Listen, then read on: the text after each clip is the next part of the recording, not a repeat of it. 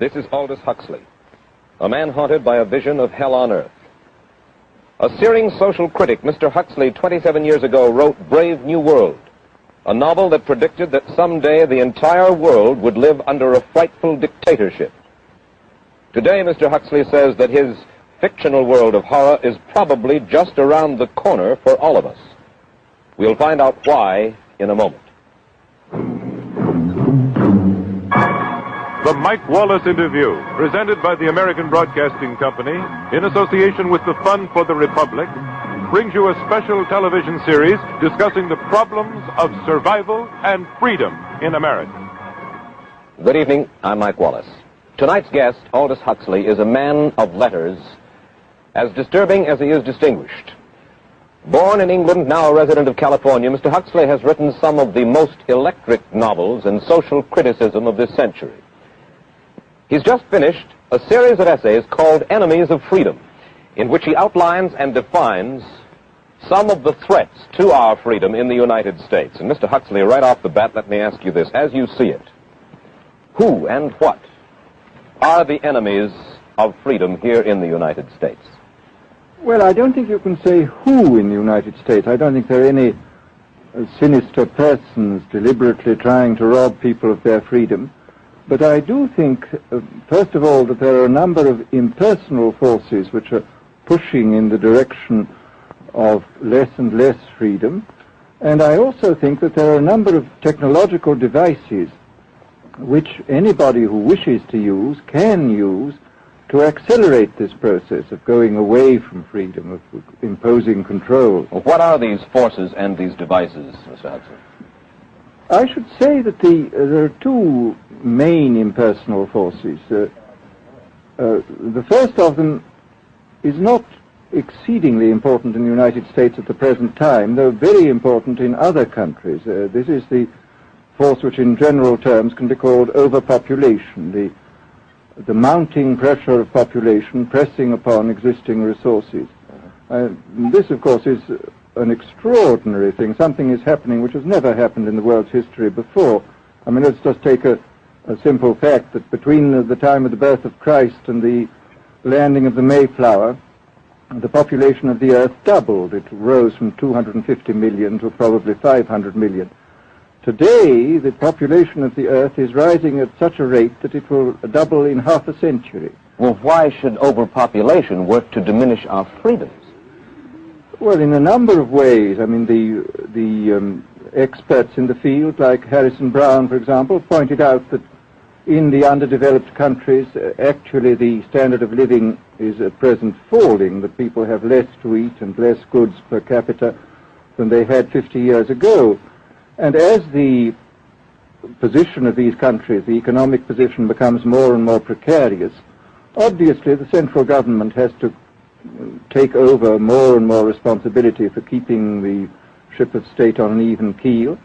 And then, of course, you're likely to get social unrest under such conditions, with again an intervention of the central government. So I think one sees here a pattern which seems to be pushing very strongly towards a totalitarian regime. And unfortunately, as in all these underdeveloped countries, the only highly organized political party is the Communist Party, it looks rather as though they will be the heirs to this unfortunate process, that they will step into the position of power. Well, then, ironically enough, one of the greatest forces against communism in the world, the Catholic Church, according to your thesis, would seem to be pushing us directly into the hands of the communists because they are against birth control.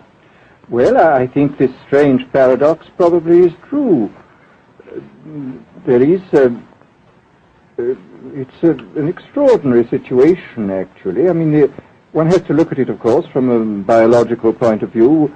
The whole essence of biological life on Earth is a question of balance, and what we have done is to practice death control in a most intensive manner without balancing this with the birth control at the other end. Consequently, the birth rates remain as high as they were, and death rates have fallen substantially.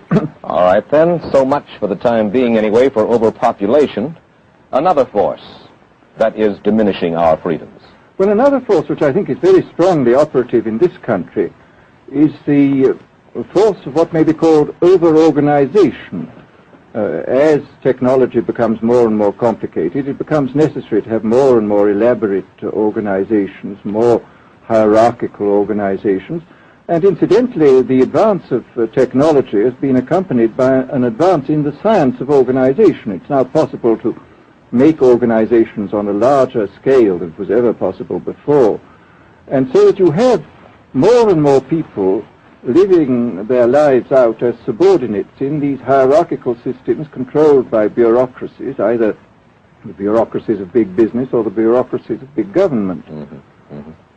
Now, the devices that you were talking about, are there specific devices or methods of communication which diminish our freedoms in addition to overpopulation and over-organization? Well, there are certainly devices which can be used in this way. I mean, let us take, after all, a piece of very recent and very painful history is the propaganda used by Hitler, which was incredibly effective. I mean, what were Hitler's methods? Hitler used terror on the one kind, brute force on the one hand, but he also used a very efficient form of propaganda, which he was using every modern device at that time. He didn't have TV, but he had the radio, which he used to the fullest extent, and was able to impose his will on an immense mass of people. I mean, the Germans were a highly educated people. Well, we're aware of all this, but how do you equate Hitler's use of propaganda with the way that propaganda, if you will, is used, let us say, here in the United States? Are you suggesting that there is a parallel? Needless to say, it's not being used in this way now, but the point is, it seems to me, that there are methods at present available, methods superior in some respects to Hitler's methods, which could be used in a bad situation. I mean, what I feel very strongly is that we mustn't be caught by surprise by our own advancing technology. This has happened again and again in history. Technology has advanced, and this changes social conditions. And suddenly people have found themselves in a situation which they didn't foresee and doing all sorts of things they didn't really want to do. Well, now, what do you mean? Do you mean that we develop our television, but we don't know how to use it correctly? Is that the point that you're making? Well, at present, the television, I think, is being used quite harmlessly.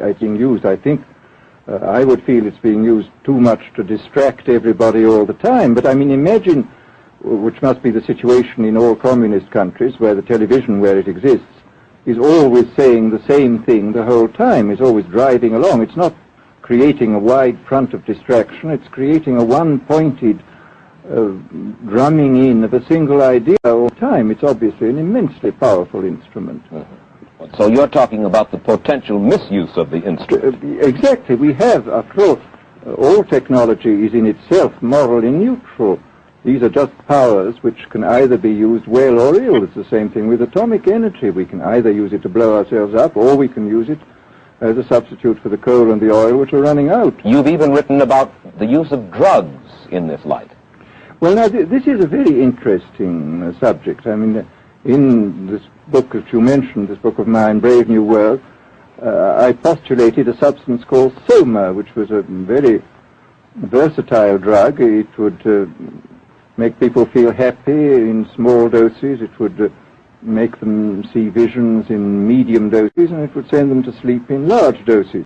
Well, I don't think such a drug exists now, nor do I think it will ever exist, but we do have drugs which will do some of these things, and I think it's quite on the cards that we may have drugs which will profoundly change our mental states without doing us any harm. I mean, this is the pharmacological revolution which has taken place, that we have now powerful mind-changing drugs which, physiologically speaking, are almost costless. I mean, they are not like opium or like cocaine, which do change the state of mind, but leave terrible results physiologically and morally.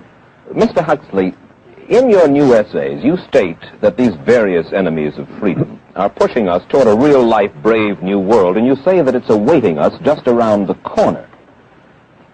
First of all, can you detail for us what life in this brave new world which you fear so much, or what life might be like? Well, to start with, I think this kind of the dictatorship of the future, I think will be very unlike the dictatorships which we've been familiar with in the immediate past. I mean, take another book prophesying the future, which was a very remarkable book, George Orwell's 1984. Mm-hmm. Well, this book was written at the height of the Stalinist regime and just after the Hitler regime. And there he foresaw a dictatorship using entirely the methods of terror, the methods of physical violence. Now, I think what is going to happen in the future is the dictators will find, as the old saying goes, that you can do everything with bayonets except sit on them. But if you want to preserve your power indefinitely, you have to get the consent of the ruled. And this they will do partly by drugs, as I foresaw in Brave New World, partly by these new techniques of propaganda. They will do it by bypassing the sort of rational side of man and appealing to his subconscious and his deeper emotions and his physiology even, and so making him actually love his slavery. I mean, I think this is the danger, that actually people may be in some ways happy under the new regime, but they will be happy in a situation where they oughtn't to be happy. But let me ask you this. You're talking about a world that could take place within the confines of a totalitarian state. Let's become more immediate, more urgent about it. We believe, anyway, that we live in democracy here in the United States. Do you believe that this brave new world that you talk about could, let's say in the next quarter century, the next century, could come here to our shores? I think it could. I mean, that's why I feel it's so extremely important here and now to start thinking about these problems, not to let ourselves be taken by surprise by the new advances in technology. I mean, for example, in regard to the use of the drugs, we know there's enough evidence now for us to be able, on the basis of this evidence and using a certain amount of creative imagination, to foresee the kind of uses which could be made by people of bad will with these things, and to attempt to forestall this. And in the same way, I think with these other methods of propaganda, we can foresee and we can do a good deal to forestall. I mean, after all, the price of freedom is eternal vigilance. You write in Enemies of Freedom, you write specifically about the United States. You say this, writing about American political campaigns. You say, all that is needed is money and a candidate who can be coached to look sincere. Political principles and plans for specific action have come to lose most of their importance. The personality of the candidate, the way he is projected by the advertising experts, are the things that really matter. Well, this is...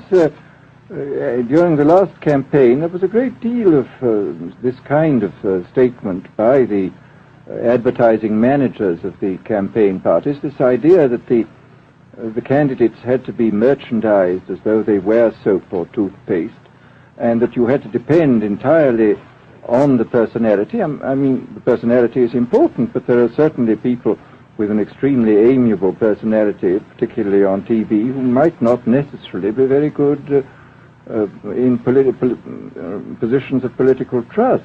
Well, do you feel that men like Eisenhower, Stevenson, Nixon, with knowledge of forethought, were trying to pull the wool over the eyes of the American public? No, but they were being advised by powerful advertising agencies who were making campaigns of a quite different kind from what had been made before. And I think we shall see probably all kinds of new devices coming into the picture. I mean, for example, this thing which got a good deal of publicity last autumn, subliminal projection. I mean, as it stands, this thing, I think, is of no menace to us at the moment. But I was talking the other day to one of the people who has done most experimental work in the psychological laboratory with this, who are saying precisely this, that it is not at the moment a danger, but once you've established a principle that something works, you can be absolutely sure that the technology of it is going to improve steadily. And his view of the subject was that, well, maybe they will use it to some extent in the 1960 campaign, but they will probably use it a good deal and much more effectively in the 1964 campaign, because this is the kind of rate at which technology advances. And we'll be persuaded to vote for a candidate that we do not know that we are being persuaded to vote for. Exactly. I mean, this is a rather alarming feature, that you're being persuaded below the level of choice and reason.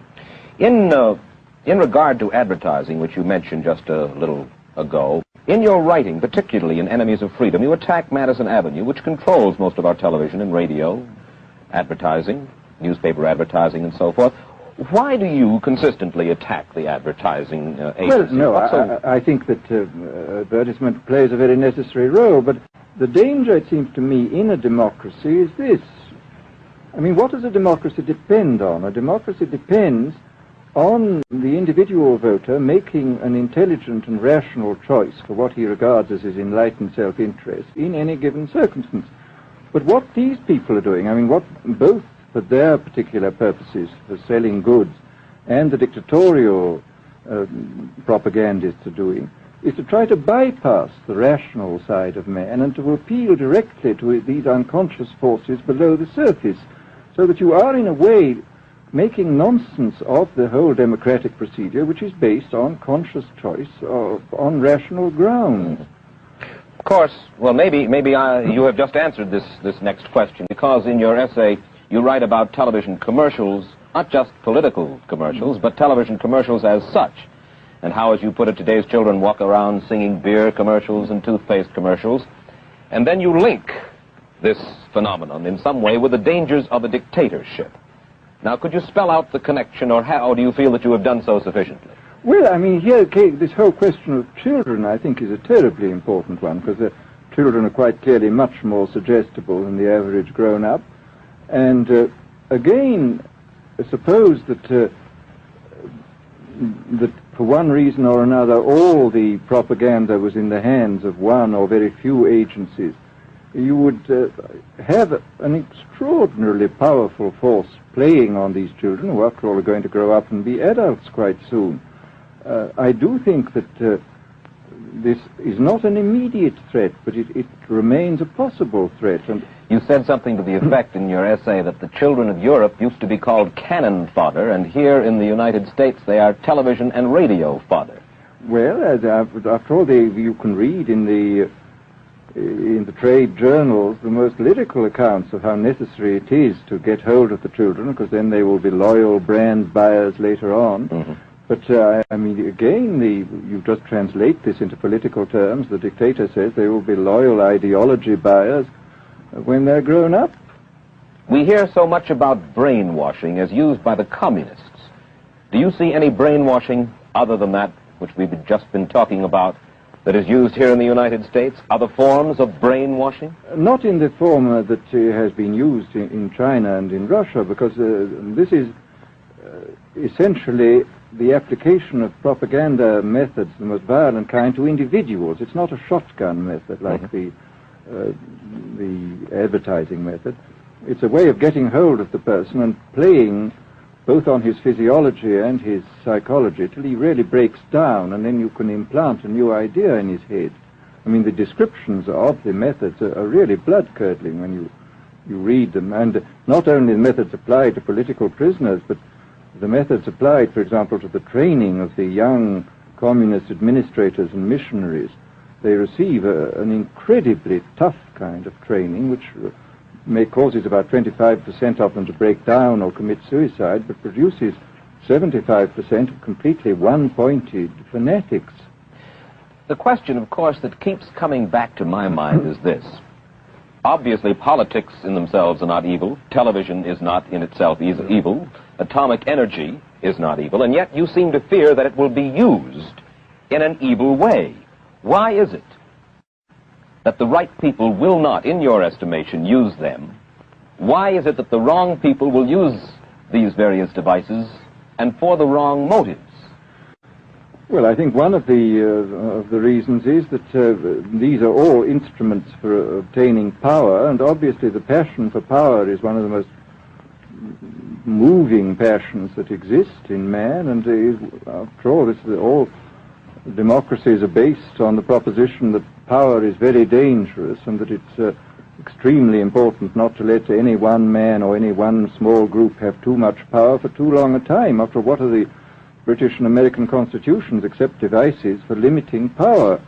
And all these new devices are extremely efficient instruments for the imposition of power by small groups over larger masses. Well, you ask this question yourself in Enemies of Freedom. I'll put your own question back to you. You ask this: in an age of accelerating overpopulation, of accelerating overorganization, and ever more efficient means of mass communication, how can we preserve the integrity and reassert the value of the human individual? You put the question. Now here's your chance to answer it, Mr. Huxley. Well, this is obviously, first of all, it's a question of education. I think it's terribly important to insist on individual values.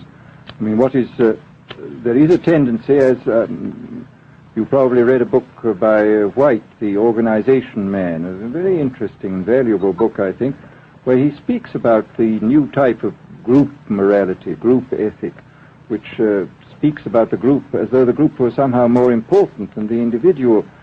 But this seems, as far as I'm concerned, to be in contradiction with what we know about the genetical makeup of human beings, that every human being is unique. And it is, of course, on this genetical basis that the whole idea of the value of freedom is based. And I think it's extremely important for us to stress this in all our educational life.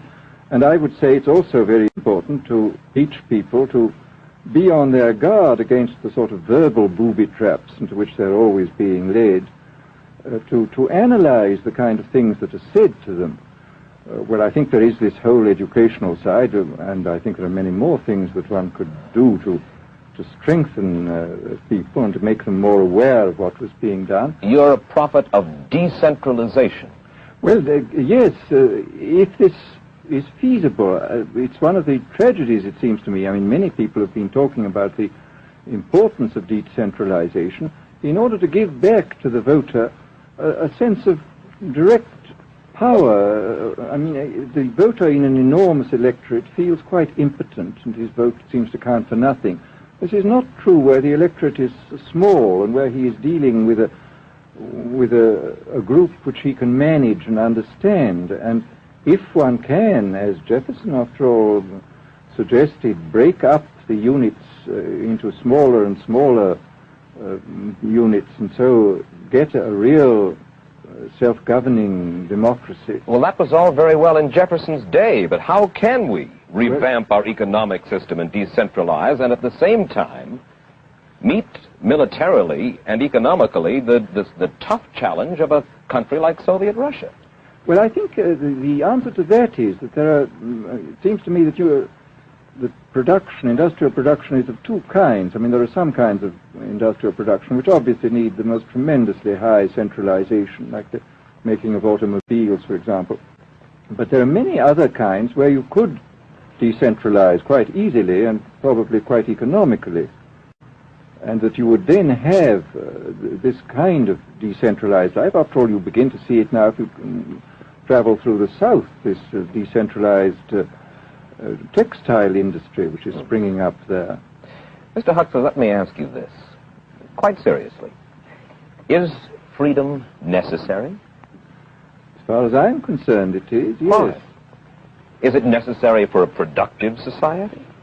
Yes, I should say it is. I mean, a genuinely productive society. I mean, I think you could produce plenty of goods without much freedom, but I think the whole sort of creative life of man is ultimately impossible without a considerable measure of individual freedom, that initiative, creation, all these things which we value, and I think value properly, are impossible without a large measure of freedom. Well, Mr. Huxley, take a look again at the country which is in the stance of our opponent anyway it would seem to be there, Soviet Russia. It is strong and getting stronger economically, militarily. At the same time, it's developing its art forms pretty well. It seems not unnecessarily to squelch the creative urge among its people, and yet it is not a free society. It's not a free society, but here is something very interesting, that those members of the society, like the scientists who are doing the creative work, are given far more freedom than anybody else. I mean, it's a privileged aristocratic society in which, provided that they don't poke their noses into political affairs, these people are given a great deal of prestige, a considerable amount of freedom, and a lot of money. I mean, this is a very interesting fact about the new Soviet regime, and I think what we're going to see is a people on the whole with very little freedom, but with an oligarchy on top, enjoying a considerable measure of freedom and a very high standard of living. And the people down below, the epsilons down below, enjoying very little.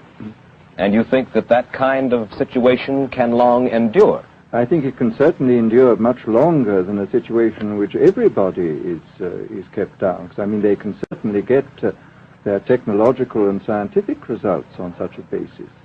Well, the next time that I talk to you then, perhaps we should investigate further the possibility of the establishment of that kind of a society, where the drones work for the queen bees up above.